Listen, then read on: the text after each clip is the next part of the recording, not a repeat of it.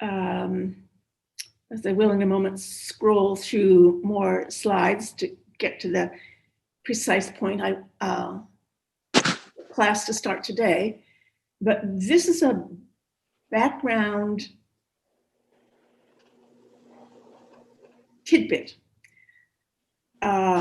related to Bernini and working with Artemisia in general, because they're roughly contemporaries. And she's less than a generation younger than Lavinia Fontana, so things are changing very rapidly. But there were two reasons that I had originally thought of bringing this particular wonderful image to look at, other than that I knew there were people in the class who are fond of this. One is that it shows how it was a very acceptable subject, the idea of a man accosting a woman. It was a particular theme in classical art, the story of Apollo and Daphne. And the other part I wanted to say was about Bernini, who was a tempestuous young man. The Pope finally almost forced him to get married because he'd sown wild oats so extraordinarily. And one of the things he did before he got married, his mistress, well, it's messy family as if it were on a soap opera.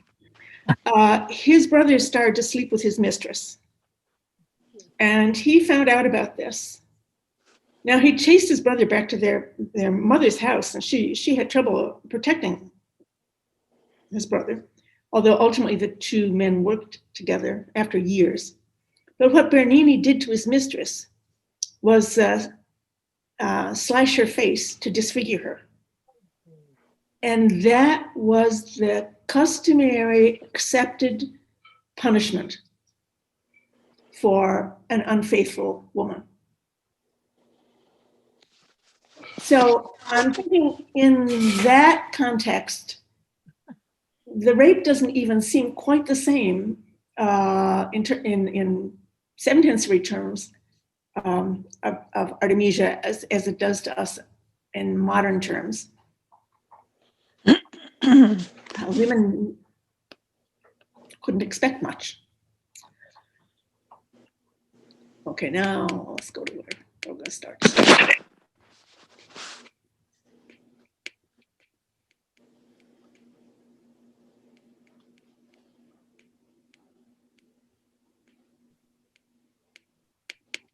We have to go through all these. Well, some of these you're going to see a bit again. But I'm going back to her sort of debut painting again, because I just wanted to spend some more time at looking at them and especially looking at the content. The thing that just irritated the heck out of me in the otherwise really good review in the New York Times was when the reviewer said that we can just see the look of disgust on Susanna's face here. Now, I don't want to too much review the story, but for a few people who didn't see weren't either here or didn't see it on TV, Susanna was the wife of a very wealthy man, and she was a beautiful young woman. And two judges who would come to hear cases yes, I have to remind everybody, please, to mute. The cases would be held in this man's house, and these two venal judges saw Susanna, saw her go into the garden where one hot day she went, and where she decided she wanted a bath, so she sent her maids away to go get water. And these two men accosted her, saying, "Sleep with us." And I'm going to read to you what I find to be the excerpts from the book of Susanna that are being illustrated here, because you see them now as well, one of the things that Artemisia does is that she eliminates any of the possible gorgeous distractions of a fine, lush garden or a pool of water. There's actually a little water shown at the bottom, but not in our slide. To just focus on the human drama. But this is the part of the story that I think it was. This is me. You can disagree, and I hope everyone looks at this enough to feel their way into the story as they see it. So these are the men saying, no one can see us. We're burning with desire for you. So give consent and lie with us. What? Oh, you know what? It's I want to remind people that, but I'm gonna wait a I while. want to remind people that they need to mute. When they leave. When they leave, then I go out. Okay, Excuse me. fine. Remember to mute. I wish I could have said that to college kids. That's one thing about Zoom. Anyway, so Susanna, this from the book of Susanna. She's saying, these men are saying, we're burning with desire for you. So give your consent and lie with us. If you refuse, we will testify against you that a young man was with you, and that's why you sent your maids away. Susanna groaned and said, I'm completely trapped. For if I do this, it will mean death for me. If I do not, I cannot escape your hands. I choose not to do it. I will fall into your hands rather than sin in the sight of the Lord, because the punishment for adultery was death. So is she going to allow herself to be raped by these men, or? And so she screams, and actually she gets help. So in my looking at this, what I think I see is that she's not looking with disgust. I don't think she's looking at all. I think she's looking within, making that decision about which course of action is she going to take.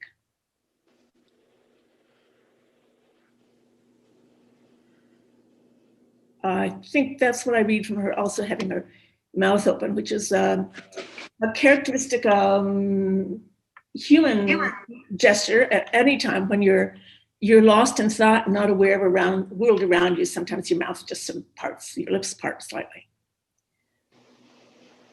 So anyway,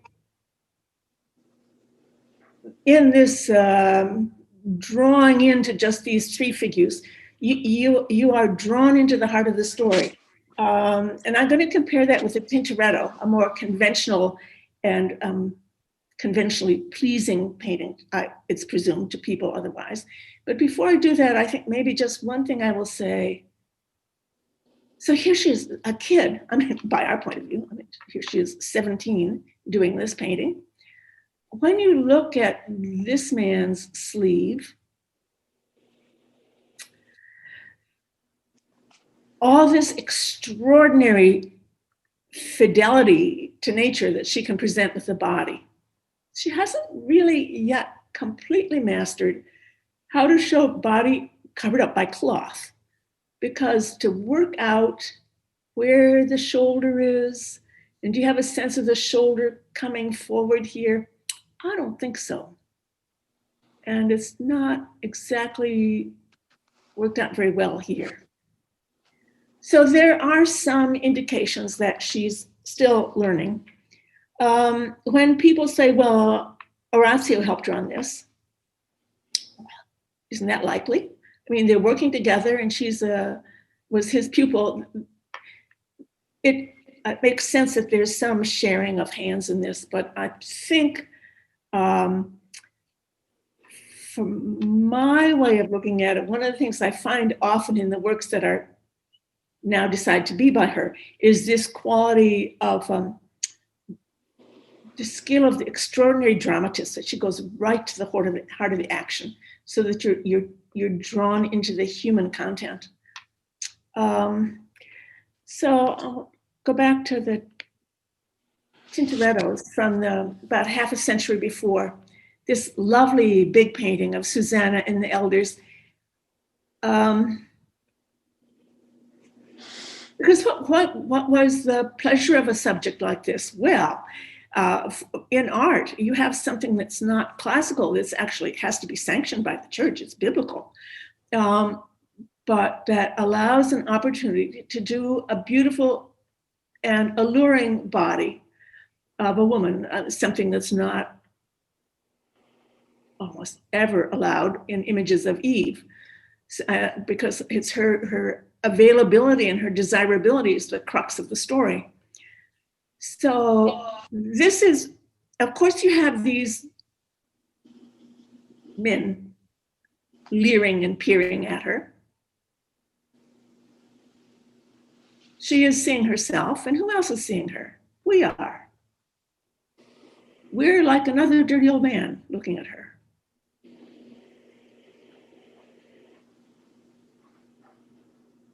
But he's not, all the focus is on her delectable body and that flesh and her wealth and her jewels.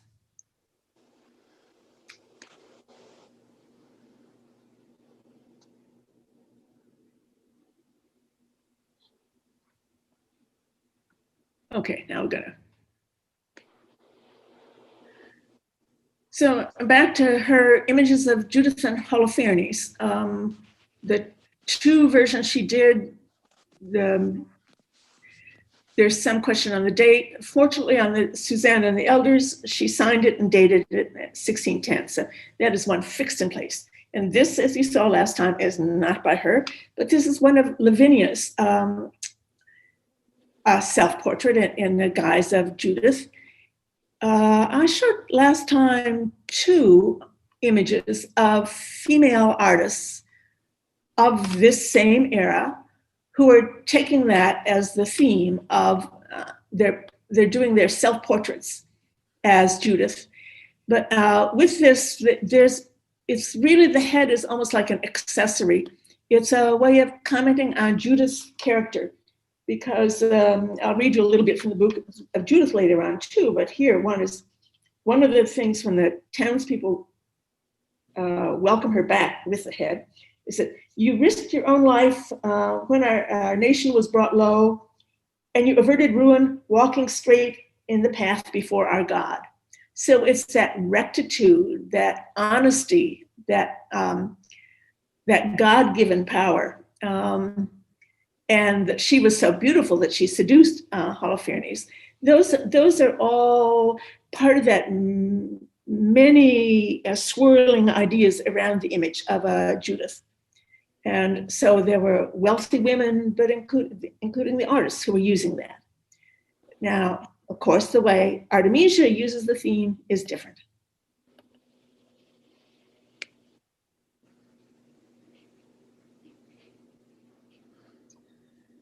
So this was that partly cut down painting. Is possibly the first one she did. Thought maybe just a couple of years after she did the Susanna. I mean, would be right after the rape trial. And that's actually one reason it's dated after the rape. And that's not a very good reason to date a painting. Because after all, the rape stayed with her for the rest of her life, and the shame of the trial forever after. So, plus, who's going to pay for the painting? You have to have a likely buyer. It's not a self-confessional, self-purging of an event. So that's it's better to date it in terms of style.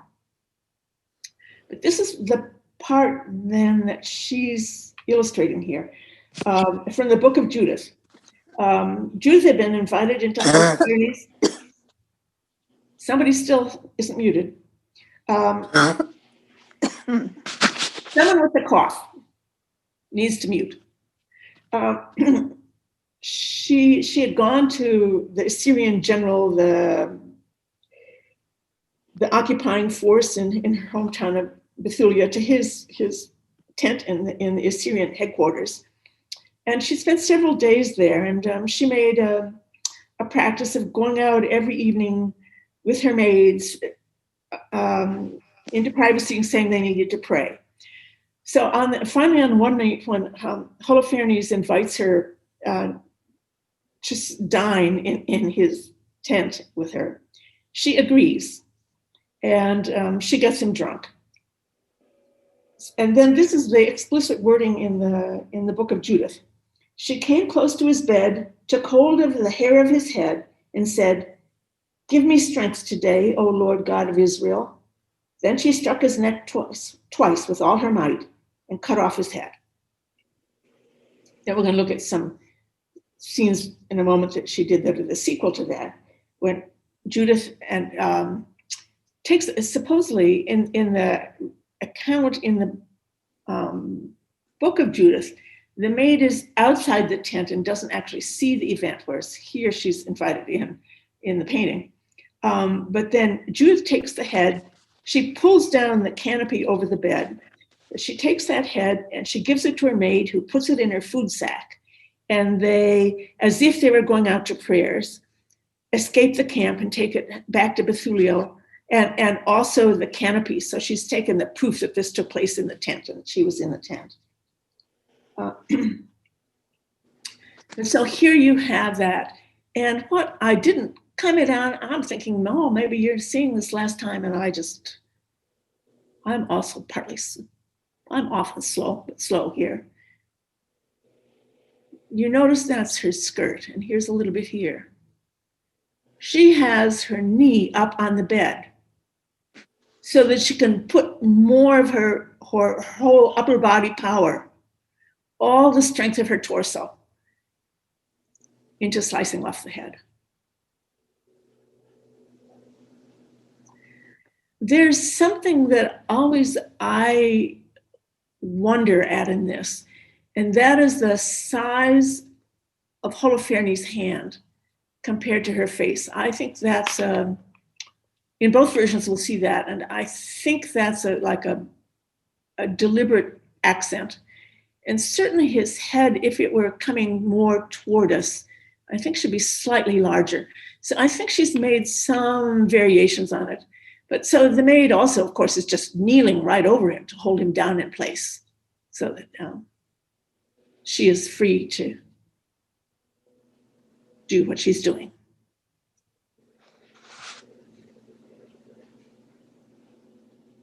And Caravaggio's Artemisias, I think, would have been, I and everybody else think would have been just inconceivable if there hadn't been a precedent by the male artist Caravaggio, the one who was the artist who her father most followed, and both in life and in painting.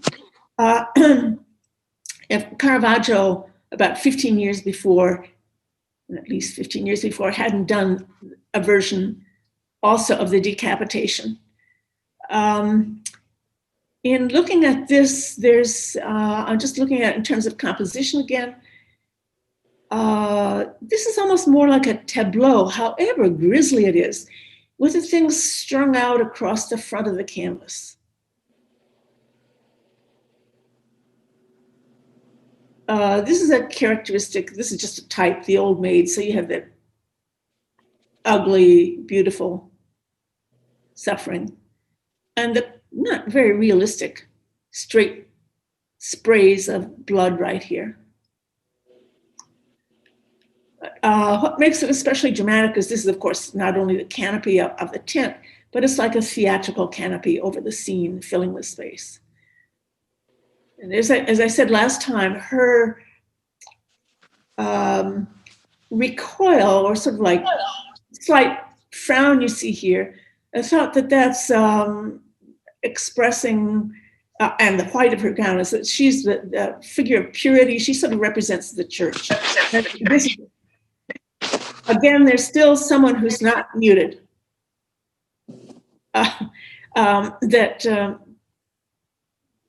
Against this is the infidel over here. But also you notice there's absolutely no force being expressed, right, as she's pulling back. So this is, again, Artemisia is actually thinking into the scene when she does it, whether it's thinking from her own experience or if it's just her extraordinarily vivid dramatic sense.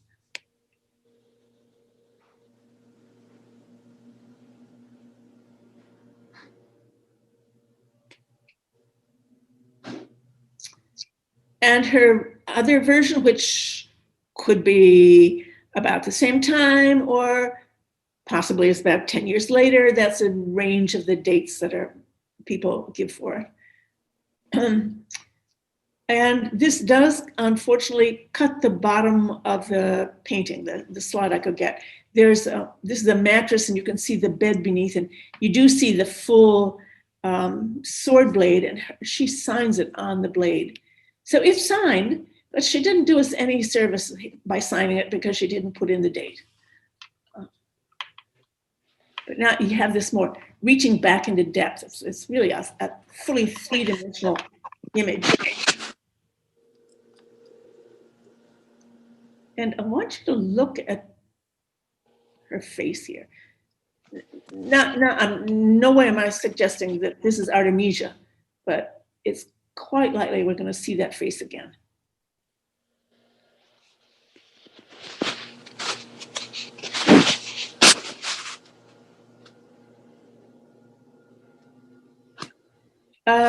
Michelle, can you figure out who it is that hasn't muted? That's Cheryl, who's not muted. And someone named Jules. Those Maggie, I'm not the co-host, so I can't mute them, but you can. I can figure that out now. But I know you can't. But I don't want to take time, frankly. Yeah, so. I need Joyce to mute. No, I just turned it on because someone was unmuted to tell her who. Okay. Okay, thank you. Everybody's muted. I know everybody knows how to take care of all this better than I do, so that's. Let's see. We'll go back out of that little small drama to this much more significant drama.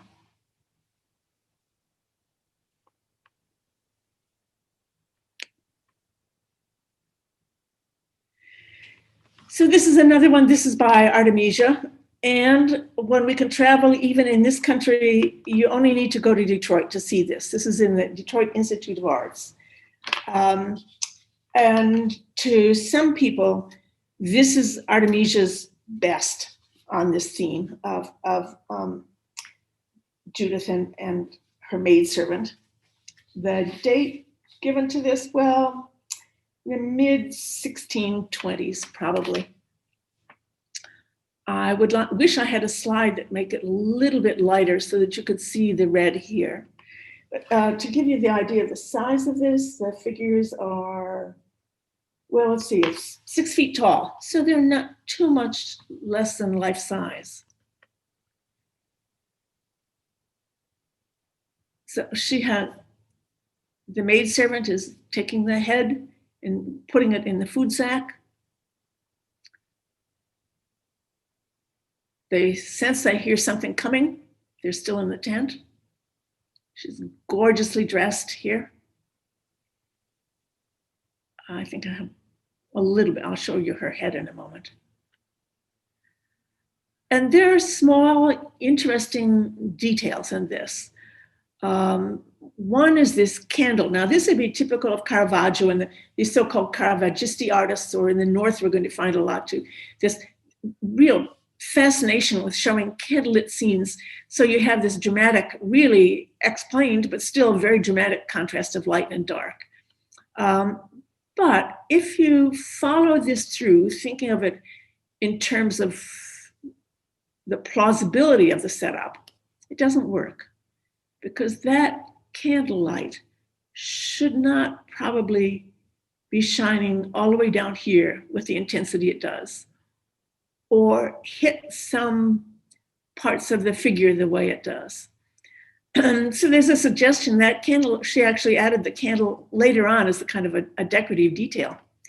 But the sword here is evidently a known kind of sword, a parade, it's almost like a scimitar. And over here, there's a knight's armor glove. So there's like this play between the armored hand, Holofernes, the journal, and then her hand, the woman's hand, and she was able to slay that with her rectitude and her following God. It's a nice composition, that curve, taking you down toward this down here.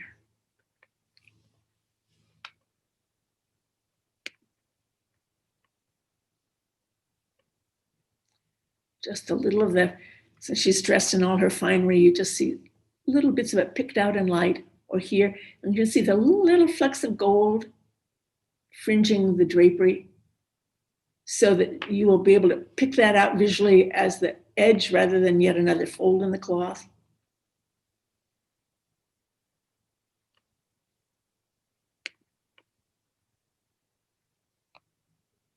And the maid.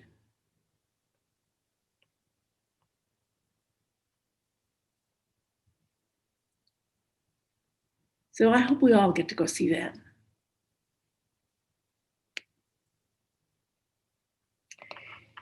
Now this is obviously from the same story sequence, since we've got our head here, but this is by her father.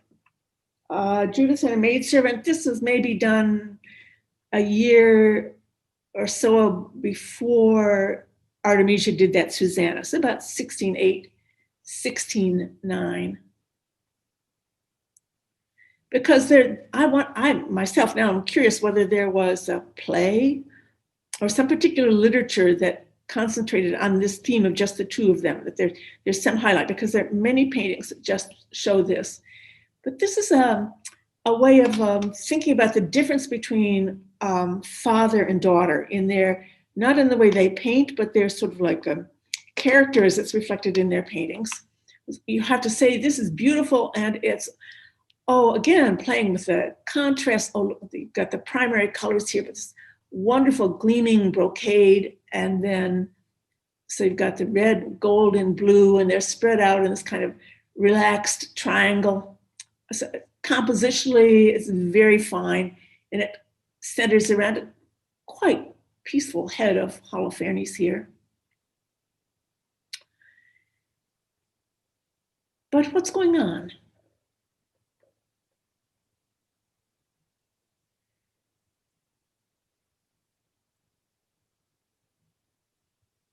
How can you tell? It's not that the two of them are reacting to the same thing. Here, the maid looks as if she's looking back from the angle of her gaze. She's looking directly this way, as if there's something that's made noise, or she's seen something over here. Whereas Judith, and I'll show you a detail in a moment, she's looking up. So she must be addressing God. It's part of that colloquy over what she's doing. So this is the kind of secular, and this is the divine in reaction at the moment.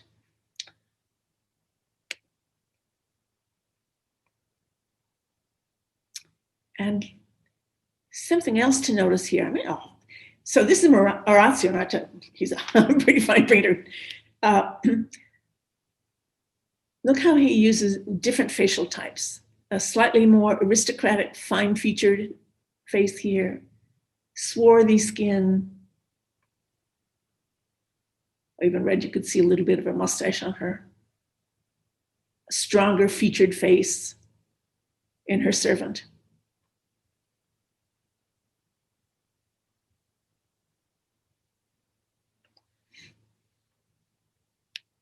I know I had something I wanted to say there, but it's just fled me, so. Maybe it'll come back, maybe it won't. And then he had also done this version where, this is again Orazio.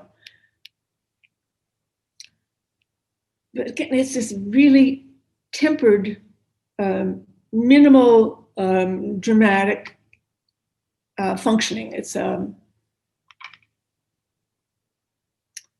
of you can see the unity in them, and they're looking back, but neither one of them looks as if they were particularly alarmed. The only thing at all grisly here is that the blood is dripping through from the bottom of the basket. It's a great potential for show a lost profile, and then the slightly more than profile view here. So artistically, it works beautifully, and the same really rich coloring.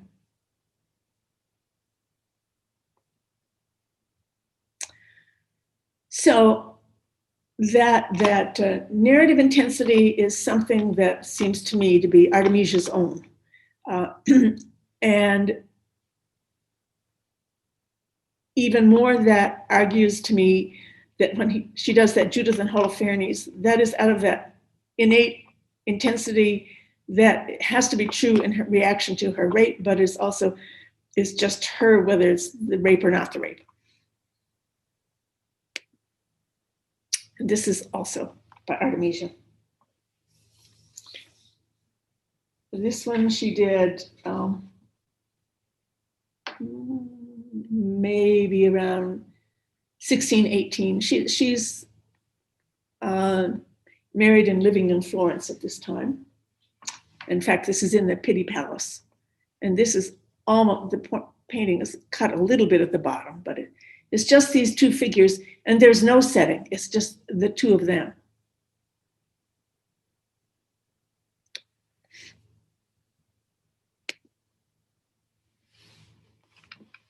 It's not particularly high quality reproduction because it sort of coarsens the silhouette and the edges of forms, but it's wonderful for taking even close to see the faces.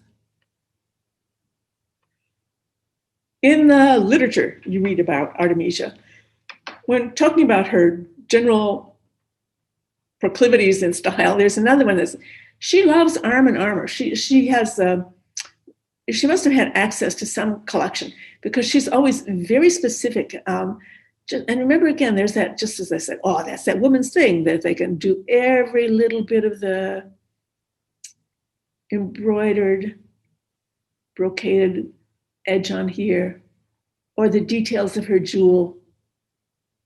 Oh, that's a woman's like.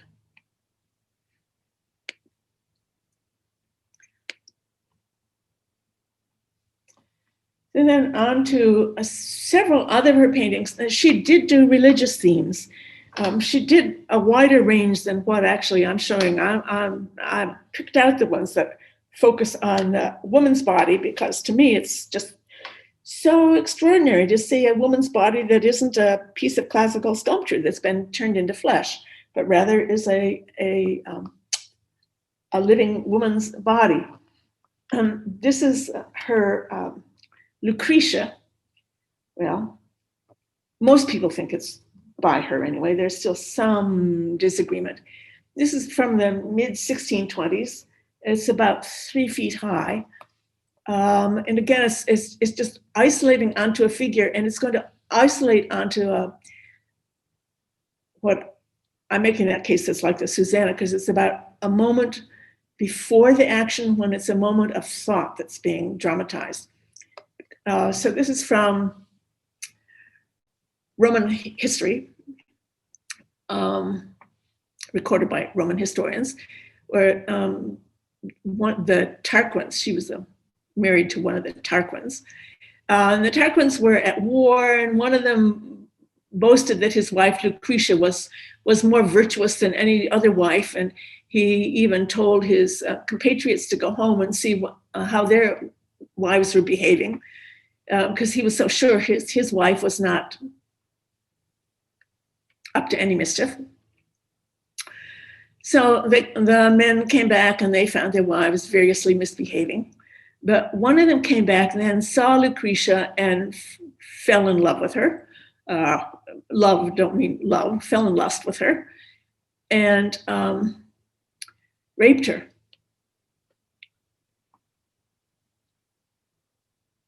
Again, saying it was going to be charged to somebody else. He said, if you don't allow me to rape you, I'm going to bring the body of I'm going to kill you, and I bring the body of one of my slaves here and leave him alongside, and say that you were caught in the act.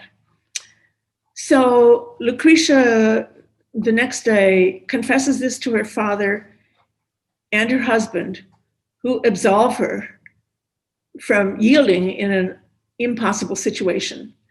But although they absolved her, she then plunges a dagger into her breast. She commits suicide in her shame for what she's brought to the family and what she's done to herself. So that's the story. The part that's kind of especially interesting about this is the way she holds the dagger, from that really low down on the hilt like that. She'd have to change her grip before she could take it, put it at an angle where she could plunge it into herself. And she certainly would, with this long blade, she'd have to move her arm further out too before she could thrust it in. So from this angle, since it can't be just the moment before she does it, she has to be still agonizing over taking this course of action as she looks up. Of course, this would not be, since it's Roman history, not looking toward God, although probably in the 16th century, people would be interpreting that.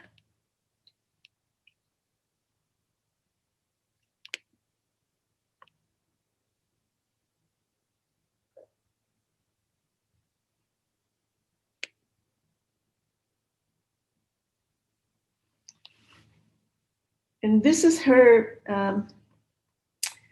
Penitent, Mary Magdalene. And this is from also the middle 1620s. It's not signed, but it can be traced back to her by the unsung heroes and heroines of a lot of art historical research. There are people who go through archives. They read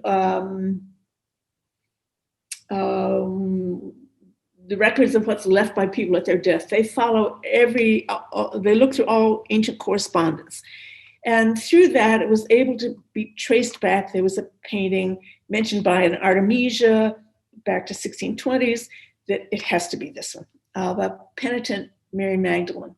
Now, Mary Magdalene was certainly another very popular biblical heroine. Some of you may remember Donatello's wooden sculpture of the Mary Magdalene who had supposedly withdrawn into the desert and just led the life of a hermit, and showing this emaciated figure in this tangled, matted wool cloak with her long hair matted right into it. She's just essentially a flesh-covered skeletal figure.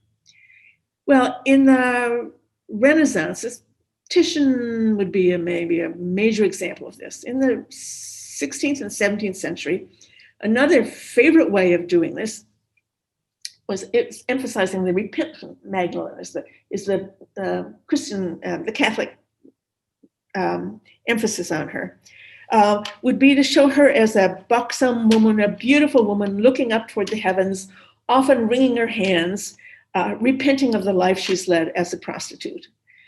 But then less frequent, but occurring more in the 17th century, is this one that has, again, that inner drama of the repentant Magdalene who has realized what she's done, so she is flooded with remorse. Now, here's a precedent for it in this wonderful Repentant Magdalene by Caravaggio, where her jewels, the wine, all the signs of her former life are cast off at her side. Now her hair is a little bit disheveled, and she's seated on a low stool, not quite on the ground, but almost on the ground, in humility, lost in sorrow, in her regrets for the way she lived. So that's the tradition that Artemisia is using here. This catalog I've been using said that this drapery over here, which is so stylishly tossed over her shoulder, That was added on subsequently. That's not by Artemisia. She had a figure who had, this was completely bare. And then that was evidently thought too immodest. But how's that for a marvelous figure of dejection? She slumps. Look at the absolute carelessness of her pose, of her hand between her legs. And of course, there's implication of her life as a prostitute in that as well. But it's more that she's just limp and the cloth comes down behind her. And look at this.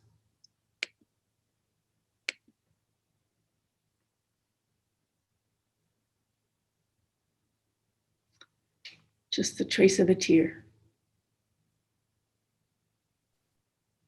Maggie, isn't her hand in a funny position? Yeah, it looks like it's skewed over to the side here, isn't it? Yeah. Yeah. You have to acknowledge that when it comes to a lot, there will be artists who make their show things for the sake of art. So you get that contrast of her hand and her face instead of showing in the right angle. Good looking.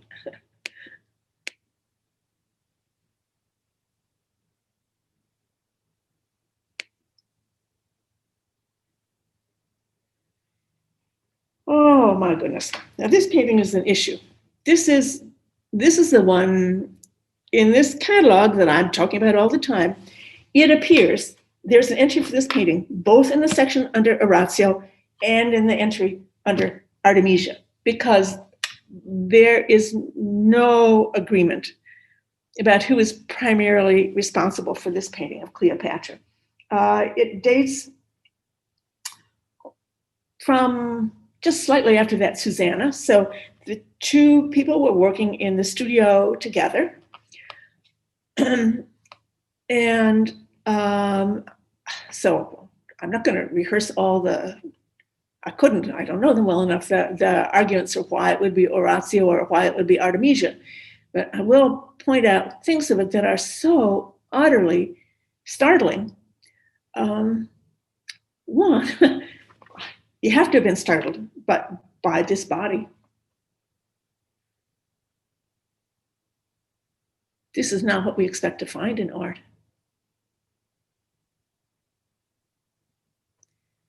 Now there is, again, story here, because she is firmly clenching the asp. She hasn't yet, she's going to kill herself before Octavian and his troops can seize her. Mark Antony has already committed suicide. This asp is smuggled into her in a basket of figs. She's in complete privacy when this happens. Then her maids come in and find her, and they also kill themselves. But here, she's alive. She's holding it, and her eyes are slightly open. So it's interpreted as here she is again in a moment of decision.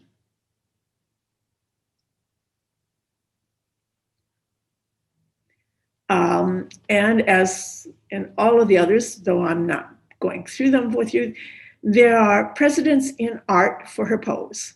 So whichever it is, like all artists of their time, they're not creating these things wholly out of their imagination. What's imaginative is that they take other images by other artists, ancient, Renaissance, in between, known from engravings, known from reality, and live models, and their imagination, and they create these something completely new.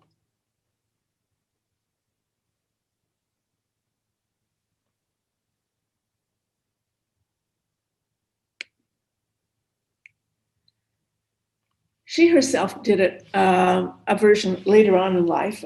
This is certainly by her from the 1630s, and it's about 4 feet high. And this is a different moment in the story. It's kind of, obviously she's already dead. and with her body turned toward us. And what I read, the pose is taken as suggesting that rigor mortis is already setting in. You can hear her maids are just bursting in to see her. The peculiarity is that there's over here a basket of flowers rather than figs. This darkened palette, the figures emerging out of darkness, that's characteristic of her later work. And we're just not looking at her later work, in part because it doesn't look as good in imagery that I can get on Google.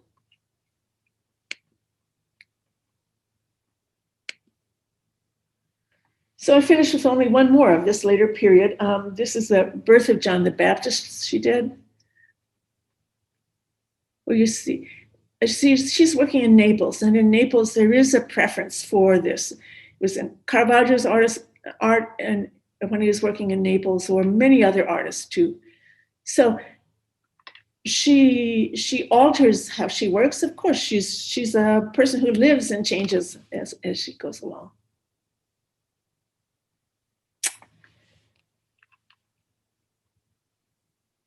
All right, well, with some regret, we leave her behind. Oh, this is thought to be her last painting. Who would guess that's her?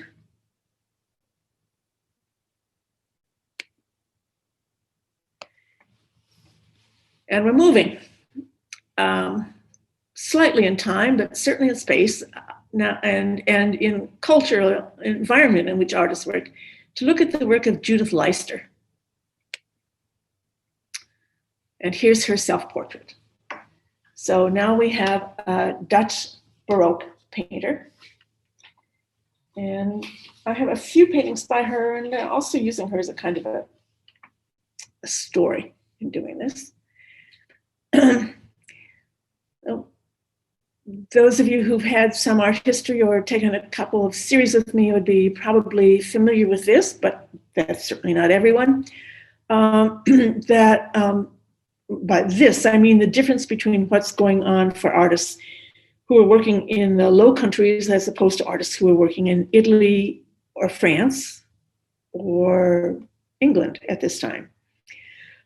Because in the Netherlands, the rule is not by royalty. There aren't courts ruling.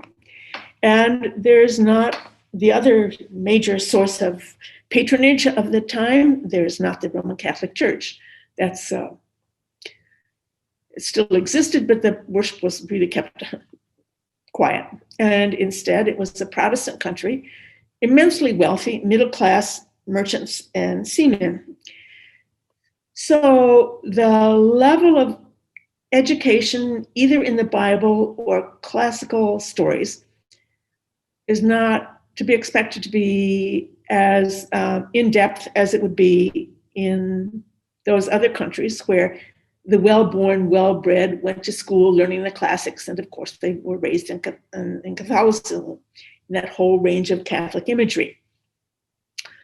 So the subject matter is different, and also, unlike everybody we've looked at, not that we've looked at all that many, we were dealing with people who largely were working for aristocratic patrons, if not just directly for the court.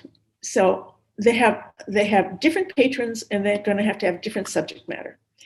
So it is in Holland, especially in the 17th century, that you see this burgeoning of just what we would call genre subjects, just ordinary everyday life themes, in paintings that tend to be smaller so they fit in houses, smaller so they cost less, so that more people could have them. And there's a famous passage by an English doctor who visited Holland. I didn't bring this with me, who was like just aghast. He said, even the butcher shops, they have pictures, and people have pictures everywhere. So it was a very visual culture, but what you're going to find in those visions is so different. Where in that, then here we have a woman. Maybe next time I'll show you maybe 3 images by another woman. But this is Judith Leister. it's just, her paintings are fine, but it's also this, her biography that is, to my mind, very touching. So here she is. This is her self-portrait. Where that fits in the history we've had. The other northerner, Katrina van Hemesen, and Sophonisba, both women declaring what they can do, not only by portraying themselves as artists, but by showing on their canvases what they can do. And that's what she's doing here too. And like those two, of course, she's not showing herself in the workmanlike garb of a painter, but she's wearing extraordinary finery with this enormously expensive and hard to clean ruff, or these gauzy cuffs on this, and then the velvet and the taffetas.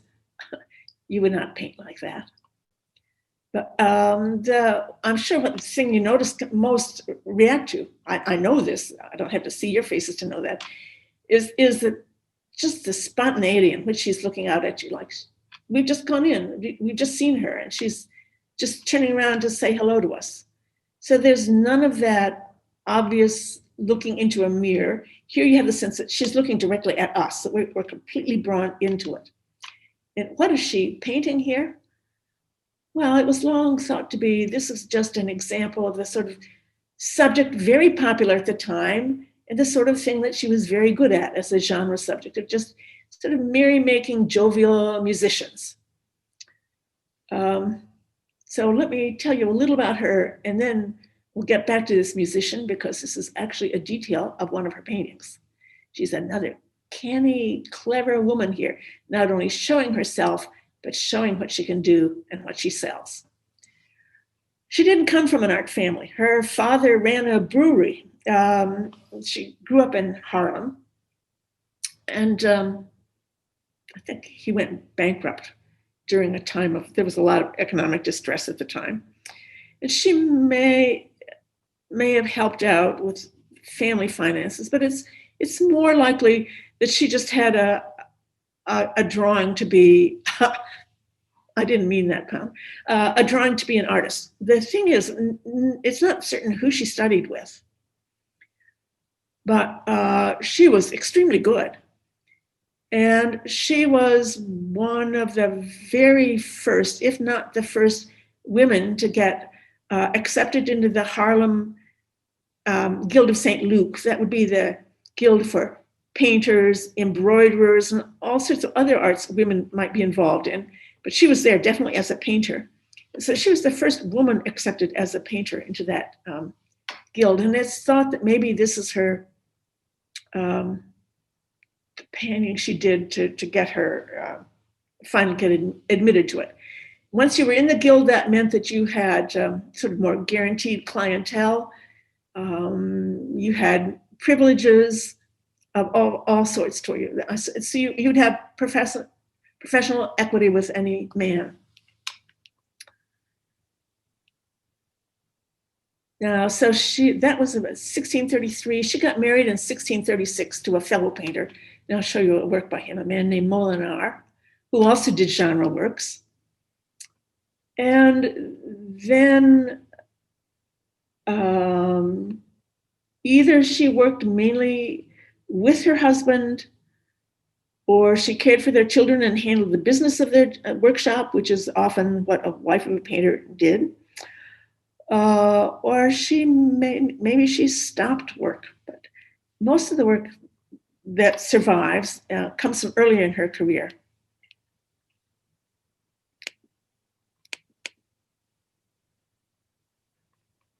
Now, when you look at the detail here, oh, look at that, just flecks of paint, just flicking it across the surface.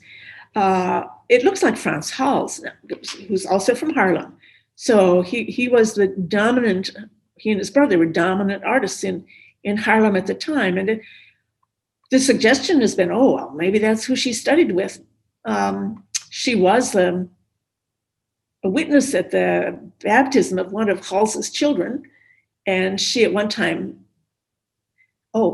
she had her own workshop with pupils, and one of them defected and went over to Hals's workshop, and so she sued them. So there was some connection, but it's not clear that she actually studied with him. So this is the one that's on that canvas in that one. These paintings tend not to have titles. They're just given titles of convenience because they have generic genre themes. So this is just called sometimes the Merry Company, drinking and music, these really jolly young guys. It's possible, this is something from Shrove Tuesday. So before Lent, everybody partied it really wild the last night. And this is probably early in the evening, and they're young and they're just jovial and dressed up in costume and enjoying themselves. The features of her style that are telltale are that she doesn't pay much heed to what goes on around them. She concentrates on figures, very minimal settings, and often this kind of a very pale monochrome backdrop for the figures. This is her husband, his self-portrait. I don't know if you think this, but I think this, and certainly if you judge by how many images are available, many people do, he wasn't as great a painter as his wife was. But he did the same kind of subject. Only he's more typically doing the whole environment in a painting. So this is sometimes just called what are they called? Merry couple, happy couple, jolly companions, around 1630. But this is an interesting story. Until 1893, everybody, those who are familiar with this painting, the people who owned it, the people who sold it, it's a Frans Hals. Because this kind of subject, this kind of loose painting, this happiness, these scenes of couples enjoying themselves, many of them in Dutch art, but this just looks like a Hals. And then it was cleaned, and I don't remember what was found, but somewhere on here, there was Judith Leister's monogram, which was the J and an L and then a star, because Leister means was lodestar or North Star. So she had that distinctive monogram, and they found the monogram. Well, the person who bought the painting as a Frans Hals objected, spent all that money and it wasn't a Hals after all. This is a painting that's in the Louvre now. So that's when she first came back to public attention. In her day, she was considered by some Harlem chroniclers to be one of the really outstanding women in Harlem, but she disappeared completely from the scene. So here, it looks like she maybe has designs on him, doesn't it? Sometimes these have some moralizing message under them, but can't be sure here. See, this is by Frans Hals. This is in the Met. Young man and a woman, and this we know, this is like, she's trying to lure him into, this is a brothel back here. And it's a kind of either enjoy it or beware what happens when you enjoy it. So it has possibly the same message here. Her paintings are small, I think the biggest one I came across was about 2 feet high. So they would sell well and they would fit into your house. This one's called a Serenade. And I'll show you one by Frans Hals, quite similar. But the feature in her work that's different is this lighting with a contrast of dark and light. It's coming from Caravaggio. Now, how did she have that access? Well, her family lived in Utrecht for a little while when she was growing up. And there were a group of Dutch artists in Utrecht who followed the style of Caravaggio. So it's possibly there that she became acquainted with it. So this is just the Lutenist. And this is one by her husband. I said, forget that. No. And that's by Frans Hals.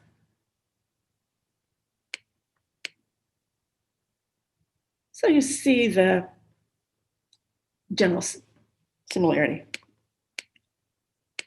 Let me just give you one or two more, and then it's time to go. This one, this is the last drop. This is in the Philadelphia Museum. But this one, you need to know the story. This also was thought to be a Franz Hals until they discovered a JL on, I don't remember, it's on the jug or the tankard. But until this was cleaned in the 90s, there was thought to be a table here with a candle on it. And they cleaned it, and they found this skeleton with a skull and an hourglass. So this one would more explicitly then have a moralizing theme, because it's, you know, they're now well and thoroughly drunk. It's like a follow-up to that first scene I showed you. But it's like, eat, drink, and be merry, because tomorrow you die.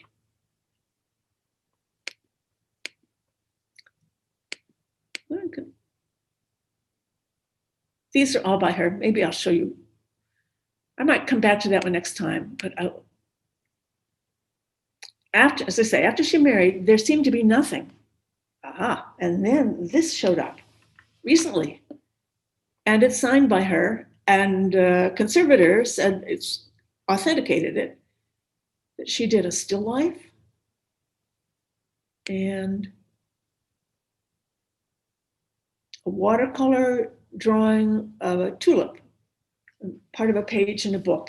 And she made, there may be still one floral painting that she did that survives. So there are probably lots of paintings by her. I mean, there could be paintings by her still parading as Franz Hals, or among the masses of unidentified Dutch 17th century paintings. So that's the sorry story of a very fine female Dutch painter in the 17th century. And I will stop because it is time. And again, questions, always questions.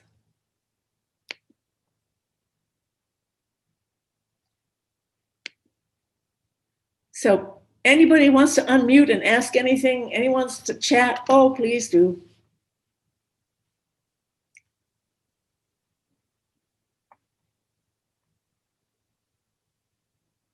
Nothing, nothing, nothing? Maggie, this Yes. is Joy. Yeah. Where are those Leister paintings now? I love the Dutch paintings and I'd love to see some. Well, there's that one in the Philadelphia Museum. The Rijksmuseum has one. The Louvre has one. I think there are about 3 dozen that are identified by her now. Let's see if I can say where there's something. National Museum in Sweden. The Franz Hals Museum has one. London National Gallery has one. So they're all scattered. Her self-portrait is in London. I mean, it's in Washington D.C. in the National Gallery. Yeah, they're scattered, and when you find them, you have to look for little paintings. Really little. Thank you. Thank you. This was amazing. This Okay. was just amazing. Thank you very much. Sure. Because we're going to take this big leap next time. I am going to show you just a couple by another Dutch woman from the later 17th century into the 18th, named Rachel Royce. Her paintings sold for more than any Rembrandt did, and they're flower paintings. Just to correct the record about women making money. She made money. Oh, that was going to be my question, actually. Yeah. If the fathers were taking credit for all the daughters' paintings, who was getting the was he actually? Well, actually, no, not necessarily. With Artemisia, when the two of them, see, because the ones where it's not clear, it means it's not signed by either one of them. And it's only for the early years in Artemisia's career when she was staying with him. But after this rape and the child and the ignominy brought on the family, he married her off to a man in Florence and got her out of town.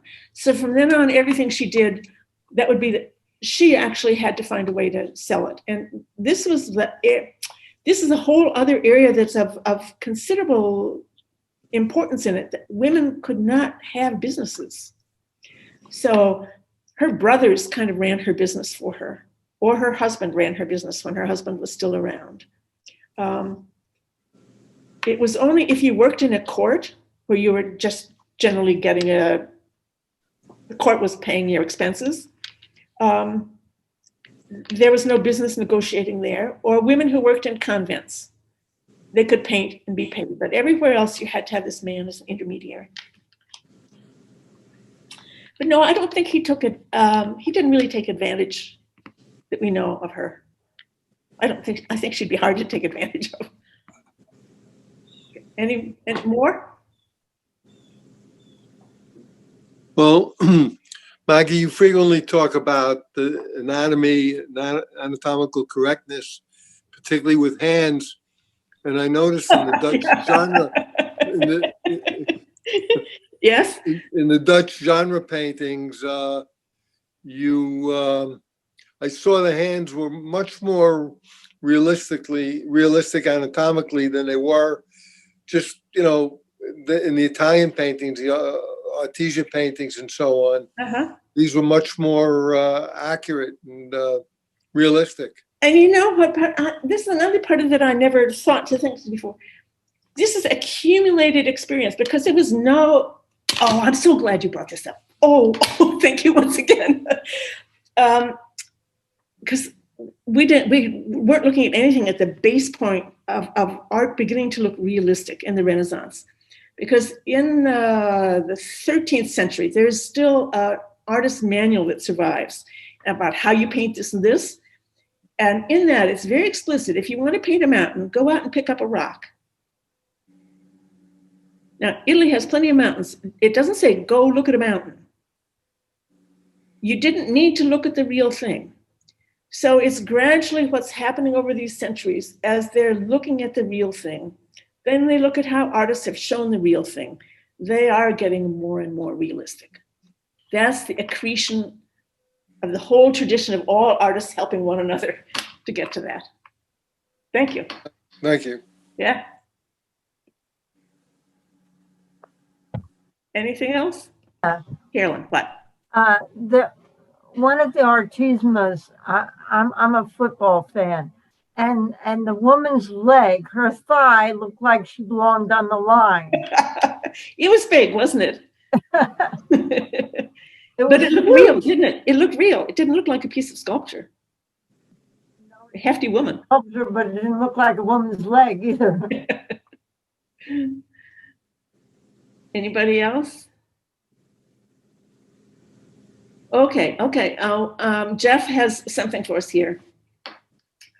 Carlisle Floyd's American opera, Susanna, transplants the story of Susanna to 20th century Appalachia. So how do we get access to hearing that?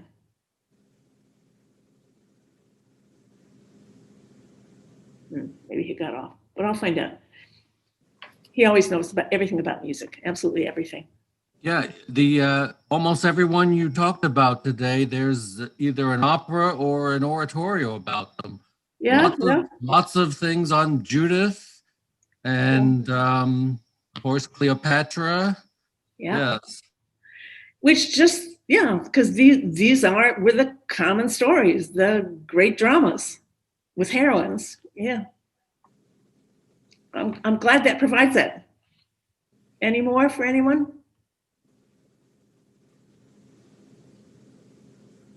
I don't. Well, is there any music about that's going to go with Georgia O'Keeffe? Because we're going to get there next week. No. Not that I can think of. No, I don't. All right, well. For me, her paintings are the music. There is an opera about Frida Kahlo. Yeah, but since I gave it, I once, I think in a series on surrealism, talked about her. I said, just like sucked it up and said, no, we won't do her. Not this time. The Santa Fe Opera Company, which in the area where O'Keeffe painted, I believe. Yeah. Well, okay. I, as usual, feel regret when I have to say goodbye to you guys, but goodbye. See you next week. Goodbye, and thank you very much. Sure, goodbye.